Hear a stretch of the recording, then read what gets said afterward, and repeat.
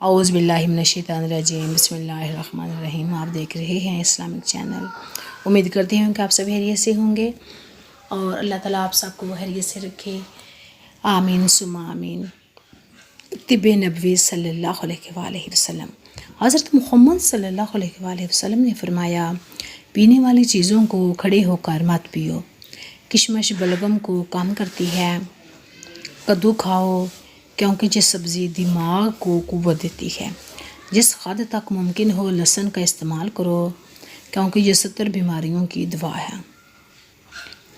کلونجی ہر درد کی دوا ہے سوائے موت کے کہ اس کی کوئی دوا نہیں ہے۔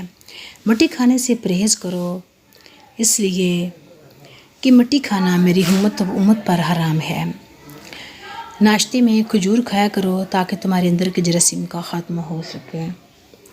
غذاؤں میں بہترین غذا روٹی اور پھلوں میں سب سے بہترین پھل انگور ہے۔ اگر آپ کو ویڈیو پسند آئے تو سبسکرائب کریں، لائک کریں، شیئر کریں اور اپنے بیل آئیکن کا بٹن دبا دیں تاکہ میرے ہر ویڈیو کا نوٹیفیکیشن آپ تک پہنچ سکے۔